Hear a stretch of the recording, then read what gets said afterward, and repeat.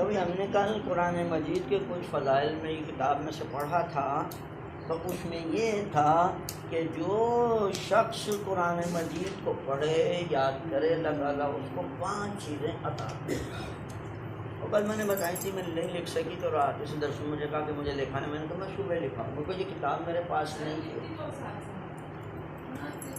اچھا، اللہ تعالیٰ پہلے قسمیں کھاتا ہے، وہ عزتی، مجھے اپنے عزت کی. یہ عزت مانا ہماری اردو والی عزت نہیں ہے، یہ عزت تمہارا غلبہ ہے، یعنی اس کی قسم جس کی وجہ سے ساری کائنات پر غالب. وہ جلالی، اب دیکھو ایک اللہ کا جلال ہے، ایک جمال ہے، یہ دو عربی کے لفظ. جلال کا مطلب یہ ہوتا ہے کہ خدا نہ کرے کوئی غلطی کرے تو وہ پکڑ کرتا ہے، اور جمال کا یہ ہوتا ہے کہ جب وہ کوئی بندہ اس کی بارگاہ میں عبادت کرتا ہے تو وہ اس کو جزائے خیر اس کو جمال کرتا ہے. وعلوی و ارتفاع مکانی، اور میری بلندی منزل اور میری کیا کہوں بلندی کے ذات کی قسم، جو شخص قرآن مجید پڑھے گا سمجھے گا عمل کرے گا تو اللہ تعالیٰ اسے 5 چیزیں عطا کرے گا. سب سے پہلے شباب لا یحرمون، دیکھو بیٹا وہ ہمیشہ ہمیشہ جوان رہیں گے، وہ پورے نہیں. اور دوسری بات کہ وہ ہمیشہ صحت مند رہیں گے، کبھی بیمار نہیں. جب تو یہ میں جس عمر میں ہوں نا 50-60 سال سے زیادہ، تو ایک نہیں کئی بیماریاں چپٹی ہوتی ہیں. اور میرا خیال ہے اللہ تعالیٰ سب کو صحت عطا فرمائے کہ کوئی بھی 50 سے زیادہ بندہ بالکل صحت مند ہے. شوگر تو عام ہے، اسی طرح بی پی بھی عام ہے، اس کے بعد گردے، پھیپھڑے، جگر، یہ ہیپاٹائٹس اللہ تعالیٰ سب کو محفوظ رکھے، یہ جگر کا مرض ہے تو یہ عام ہوتا ہے.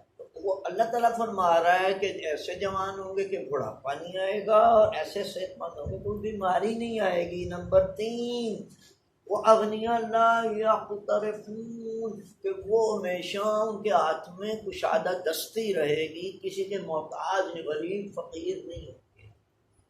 تو ابھی ماشاءاللہ قرآن پڑھانے والی ہو میری بچی ہو اور پڑھنے والی ہو، سن لو اللہ تعالیٰ یہ نہیں کہ آپ کو دے مجھے نہ دے، ایسا نہیں ہے. اگر آپ نے پورا ایک قرآن ختم کیا ماہ مبارک میں، آپ کو یہ سب کچھ ہو جائے گا.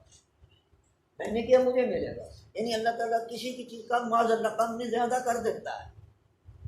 اور چوتھی جناب والا فرحون لا یحزنون، انہیں کبھی کوئی دکھ نہیں ہوتا، کوئی تکلیف نہیں ہوتی، پریشانی نہیں آتی، ہمیشہ خوش و خرم رہتے ہیں.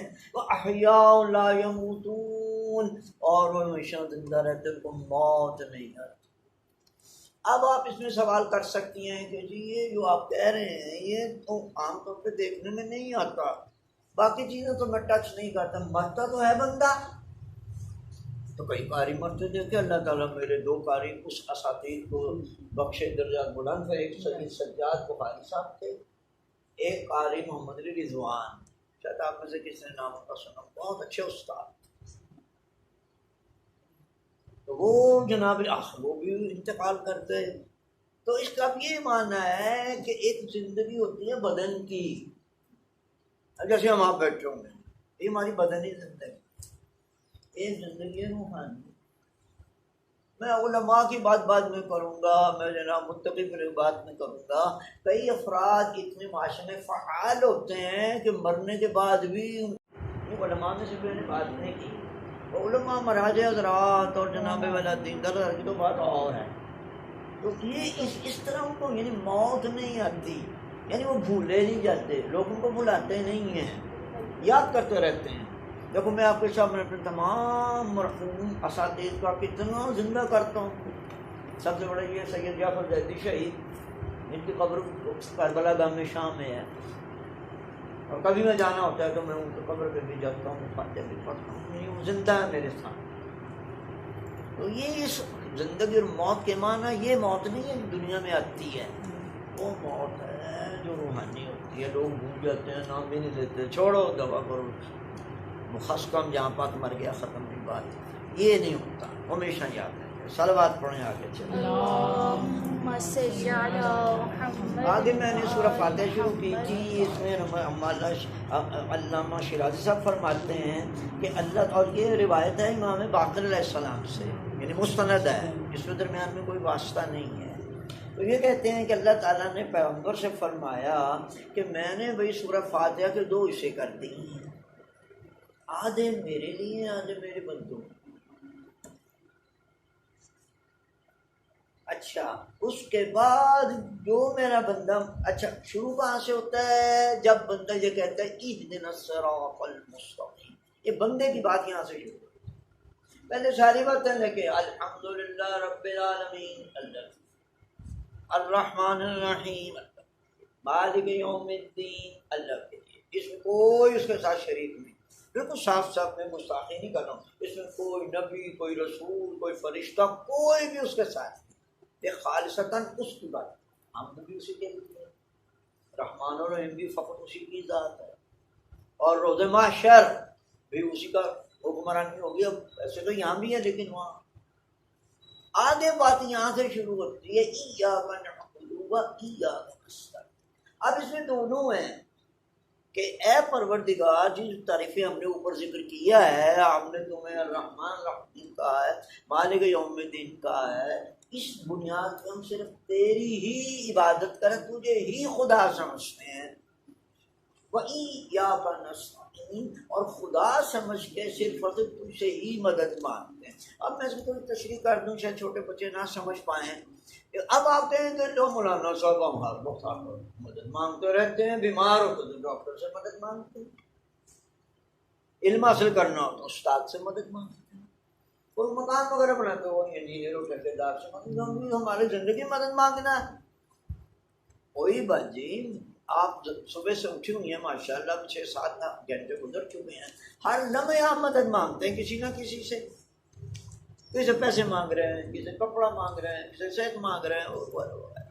تو یہ کیا کہہ رہے ہیں کہ وَإِيَّاكَ نَسْتَعِينُ، کہ ہم صرف تجھ سے ہی مدد مانگتے ہیں. اور اسی جملے سے ہمارا مسلمانوں کا جو فرقہ ہے جس کو وہابی کہتے ہیں، اسی کو کہتے ہیں کہ نہ حضرت علی سے مدد نہ، یا علی نہ کہو، یا رسول اللہ نہ کہو، یا قائم آل محمد نہ کہو، یا امام المنتظر نہ، وغیرہ وغیرہ.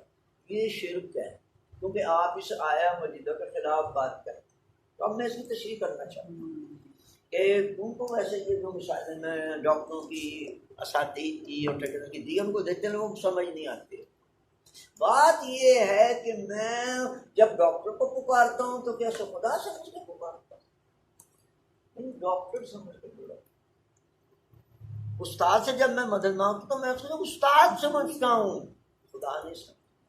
یہ جو منع ہے نا، یا یہ جو محدود ہے کہ تم سے مدد، یہ ہے خدا سمجھ کے. دیکھیے اب ایک دوسری حقیقت یہ ساتھی نے بتایا کہ اصل مدد کرنے والا پوری کائنات میں اللہ ہی ہے.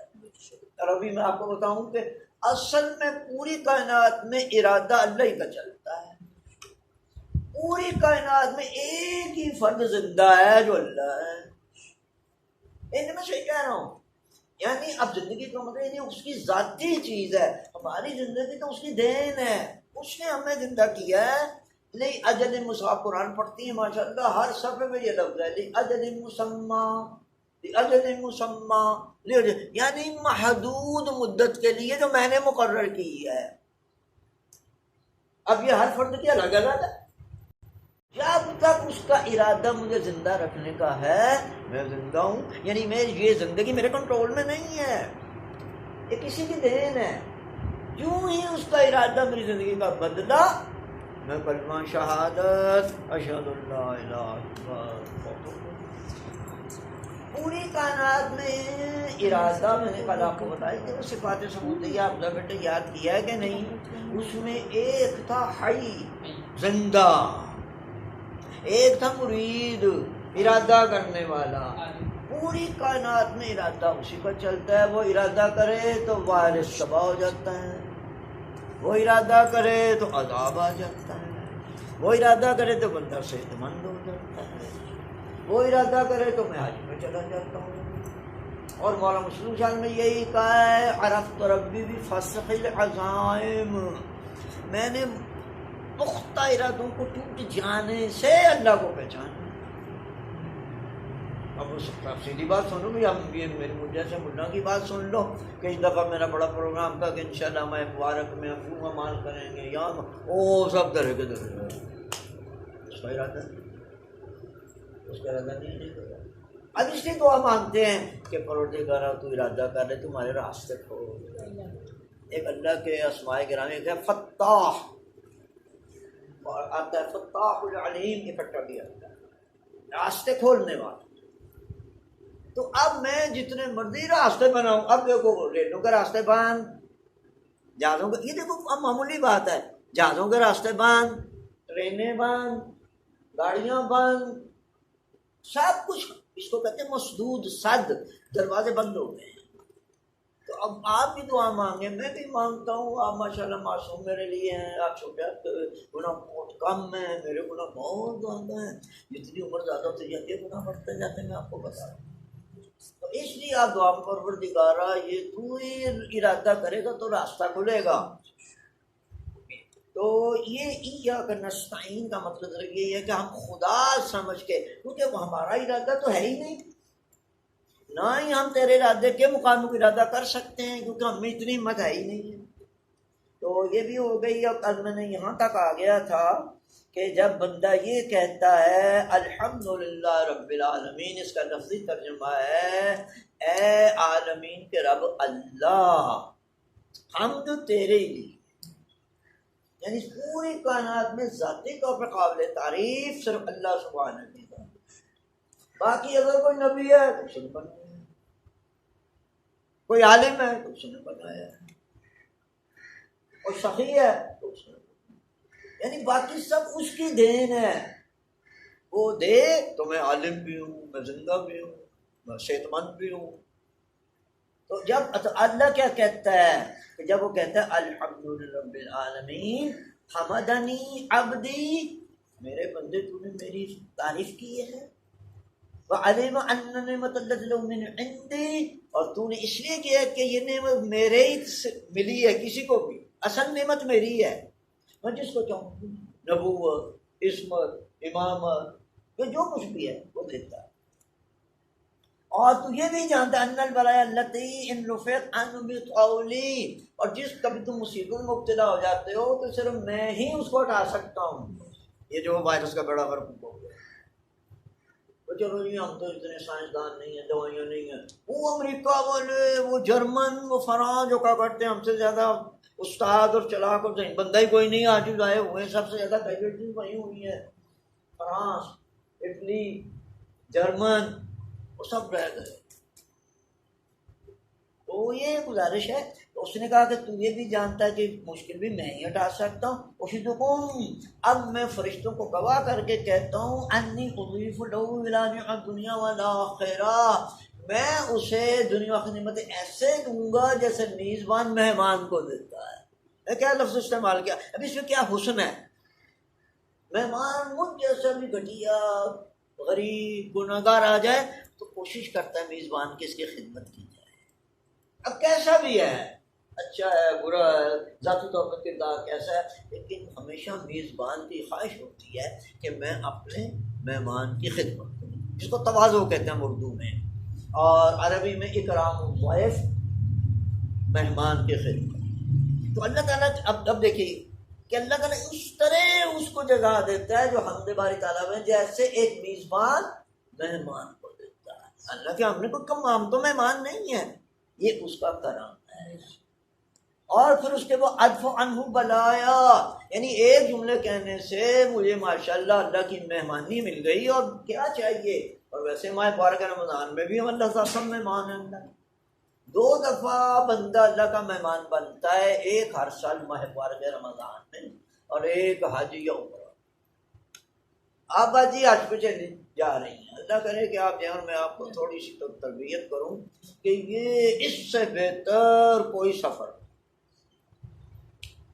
کہ میں کہاں جا رہا ہوں، اللہ کا، میں ایران میں تھا تو وہاں گروپ جاتے تھے ہر سال، تو وہ ہمارے قبلہ علامہ صاحب استاد صاحب تربیت کرتے تو جب وہ اس مجلس یا اس تقریب یا اس محفل میں آتے تھے جہاں حجاج ہوتے تھے تو بتا کیا کہہ کے خطاب کرتے یا مہمانان گرامی پروردگار ہے، ان کو حجاج نہیں کہتے کیونکہ حجاج سے ہم نہیں سمجھتے، اور کہتے تھے بھی دیکھو تم اللہ کے مہمان ہو، اللہ کے پاس جا رہے ہو، ان کے گھر جا رہے ہو، اگر مجھ سے کوئی غلطی ہوئی ہے تو معاف کر، کیونکہ تم بڑی اونچی جگہ جا رہے ہو کہ جا کے میری شکایت نہ لگا دینا، یہ معنی ہے۔ تو اللہ تعالیٰ کہہ رہا ہے کہ میں مہمانی اس کی کروں گا، اس کو مہمان بناؤں گا، اور اس کے سب کی بلائیں دور کر دوں گا۔ تو جب بندہ کہتا ہے الرحمن الرحیم تو اللہ کہتا ہے کہ تو نے مجھے الرحمن الرحیم کہا ہے، اب میں تجھے اپنی فراوان رحمت کو تمہیں رحیم کہا ہے، رحمان کا ہے، تو میری جتنی بھی اب پوری کے لفظ ہے لَأُوَفِّرَنَّ جس کو فراوانی کہتے ہیں، میں فراوانی رحمت دوں گا من رحمتی، اور حَدَّهُ لَأُجْزَنَّ مِنْ عَطَائِي نَصِيبًا، اور میں اس کو بھرپور نصیب دوں گا۔ دیکھو مقدر سب سے یاد رکھیں کہ مقدر مانگتے ہیں اللہ سے، اگر میرے مقدمے میں لکھ دے کہ یہ 10 حج کرے گا تو میں کروں گا، کوئی نہیں روک سکتا مجھے۔ علماء یا اساتذہ یہ کہتے ہیں کہ اللہ سے ہمیشہ مقدر مانگ، یا اللہ میرے مقدر میں حج کر دے، میرے مقدر میں زیارت امام حسین علیہ السلام کر دے۔ اب جب وہ مقدر کر دے گا پھر کچھ کوئی نہیں کر سکتا۔ جب اس نے کہا مالک یوم الدین تو اللہ تعالیٰ کہتا اچھا اب تو نے میرے روز محشر کی حکمرانی کو مان لیا ہے کہ روز محشر سوائے تیرے کسی کا، دنیا میں تو کئی حکم ہیں چلانے والے، گورنمنٹ بھی ہے، دوسرے بھی ہیں، گھر والے بھی ہیں، لیکن روز محشر میں صرف اور صرف اللہ کا حکم چلے گا، اور اس کا حکم سنانے والے ہمارے پیغمبر صلی اللہ علیہ وسلم ہوں گے۔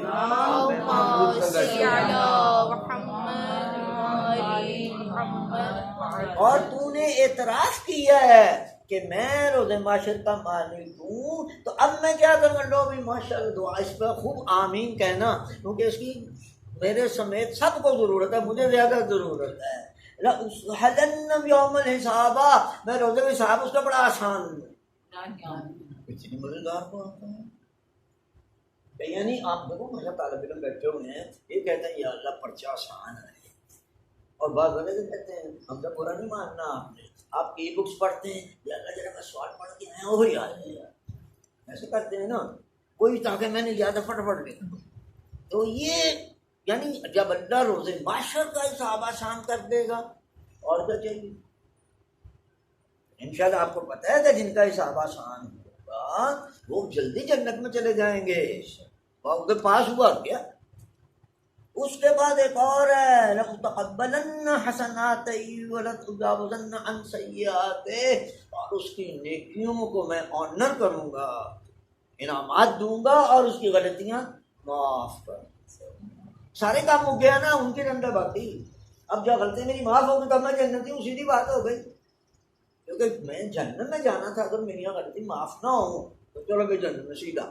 اب اس نے کہا میں نے معاف کر دیا، اور پھر جنت ہی رہ گیا نا، باقی دو چیزیں یا جہنم یا جنت۔ جب وہ کہتے ایاک نعبد، اللہ اکبر اللہ اکبر، جب وہ کہتے کہ میں صرف اور صرف، یہ عربی کا قاعدہ ہے، ایاک کا جو آتا ہے یہ انحصار ہے، صرف اور صرف تیری ہی عبادت کر، یہ توحید کا کلمہ ایاک۔ تو اللہ تعالیٰ کہے صدق عبدی ایایا یعبدو، اس نے سچ کہا کہ میں ہی واقعی پوری کائنات میں عبادت کے لائق ہوں اور یہ میری ہی کر رہا ہے، اور اس کے بعد وہ کہتا ہے کہ میں اس کی عبادت کا ثواب اتنا دوں گا کہ بالکل جو اس کے مخالفین یعنی کفار ہیں وہ رشک اور دندہ عشق بدندہ ہیں، اس کو اتنا ثواب مل گیا۔ یہ روایات بھی ہے کہ بعض بندے روز محشر ایسے میدان میں آئیں گے کہ آپ حیران رہ جائیں گے، بلکہ الفاظ انبیاء حیران رہ جائیں گے۔ مثلا میں سنائی دوں آپ کو ثواب، مجھے بھی ثواب ہے، جب حضرت عباس علیہ السلام روز محشر آئے، اللہ تو انبیاء کا لفظ ہے، پوچھیں گے حضرت ابراہیم حضرت پیغمبر یہ کون ہے؟ یہ کون ہے اتنی شان سے آیا؟ اس تک لوگ آئیں گے نا، حضرت ابراہیم بھی آئیں گے، حضرت نوح بھی آئیں گے، میں بندوں کی بات تو نہیں کر رہا ہوں، انبیاء کی بات کر رہا ہوں، شہداء کی بات کر رہا ہوں۔ ان میں نمایاں ترین شخصیت حضرت عباس علیہ السلام، وہ کہ میں ایسا کروں گا کہ جناب والا دنیا دنگ رہ جائے گی، یہ کون ہے؟ لشکر علی عباس، یہ چیز مجھے مل گئی۔ اب کیونکہ اس سے زیادہ میں بتا نہیں سکتا، روزہ بھی ہے، اللہ آپ دعا کریں کہ ہم اس جگہ پہ معاشر میں حضرت عباس کی زیارت کریں، حضرت عباس کو ہم بھی جاتے دیکھیں۔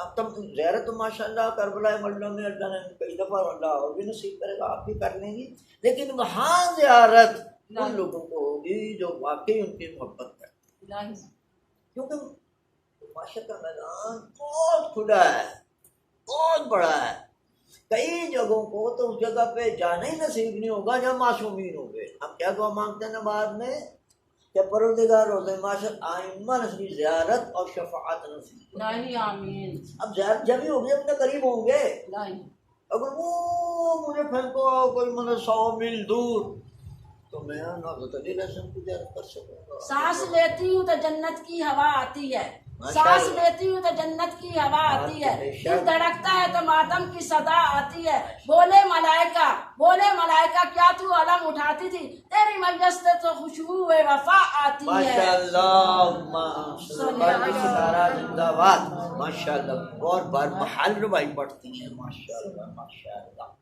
دو بھائی، اب جب وہ کہتا ہے وہ ایاک نستعین، اب وہ آیا جو اب میں نے تم سے بات کی ہے، اب اللہ تعالیٰ کہتا ہے مجھ سے مدد مانگی ہے اور مجھ سے تو نے مدد کی امید رکھی ہے، تو اے فرشتوں، اے نبیوں، اے سارے تم گواہ رہے نا کہ میں اس کی ایسی مدد کروں گا کہ وہ اس کو کوئی تکلیف نہیں ہوگی۔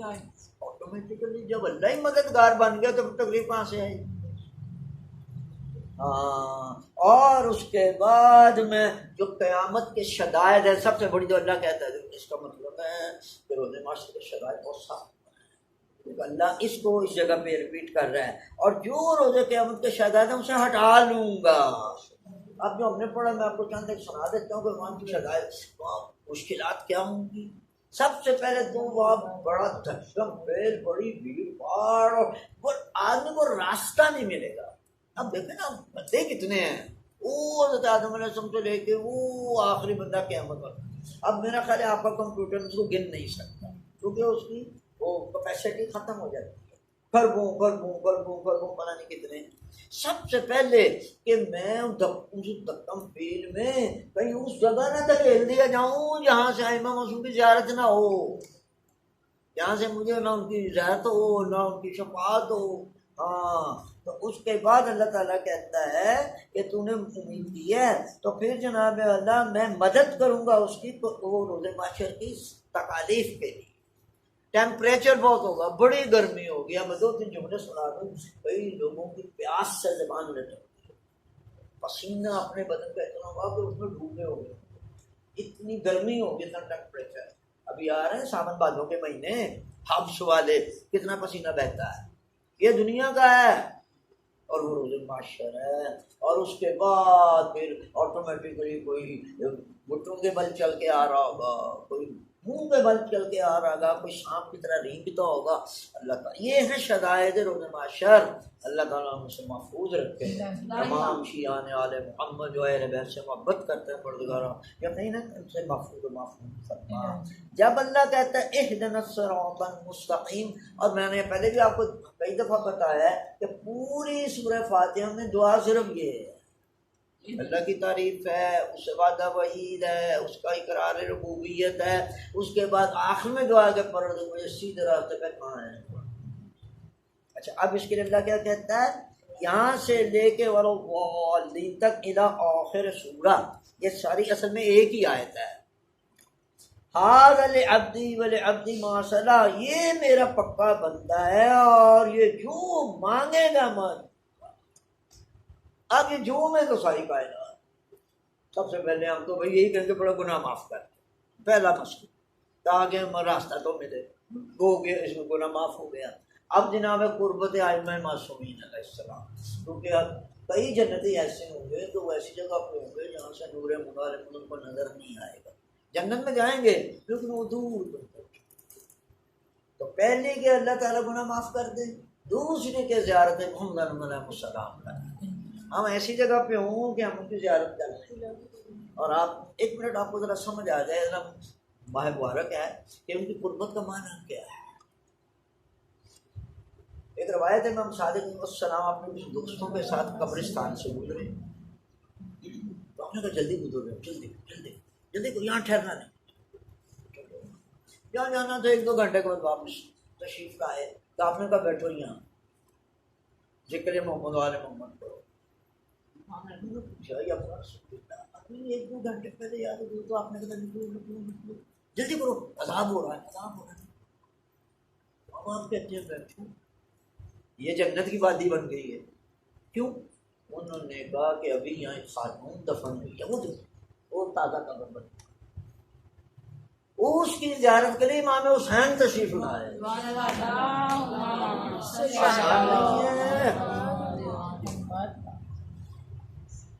تو اب وہ امام حسین جب اکیلے تو نہیں آتے نا، وہ تو کروڑوں نعمتیں لے کے آتے ہیں، آپ وہ اکیلے آتے ہیں؟ دنیا کے لانتی یہ گورنر یہ وزیر جب آتے ہیں تو ان کے ساتھ پلٹن ہوتی ہے، ہٹو بچو بھاگ با ملاحظہ ہوشیار، وزیر اعظم صاحب آ رہے ہیں، یہاں بیٹھو، یہ جنت کی بات ہے، یعنی سمپلی ان کے آنا۔ اب لمبا ہے، لوگوں نے پوچھا یہ کون عورت ہے، اب یہ بھی بتا دوں، تو انہوں نے کہا نہیں گور کن سے پوچھ لیتے ہیں، وہ لکھتے رہتے ہیں۔ آپ کو کبھی قبرستان اس طرح جانا نصیب نہیں ہوگا، جب آپ مردہ لے کے جاتے ہیں دفنانے کے لیے پہلے اس کے تمام قوت لکھاتے ہیں، اس کا نام یہ ہے، فلاں بیٹا ہے، فلاں مدے سے آیا ہے، یہ کرتے لکھتے ہیں۔ تو اس زمانے میں رواج ہوگا، تو مولانا نے کہا جاؤ گور کن سے پوچھو، پتہ لگ گیا۔ تو ایک قصاب کی بیوی تھی، اس کا ایڈریس نہیں تھا، تو کچھ دوستوں نے کہا مولا ہم جا کے پتہ کریں کہ وہ عورت کیا کرتی تھی کہ مظلوم کربلا تو شکر آئے۔ آسان نہیں ہے نا بیٹا، بہت مشکل ہے، بہت مشکل۔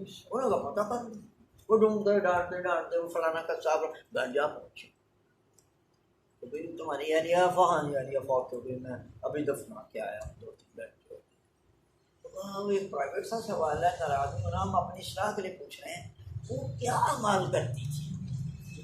بڑی نیک تھی، بڑی عبادت گزار تھی، اس نے کوئی ایسی بات خاص تو نہیں ہے، اور ٹھیک تھی، نماز پڑھتی تھی جیسے ہم سب پڑھتے ہیں، نہیں کچھ خاص عمل کرتے۔ اس کے شوہر ہو کہتا ہاں مجھے یاد آیا، وہ جب سونے لگتی تھی نا تو مجھے کہتے چاروں میں ابھی آئی،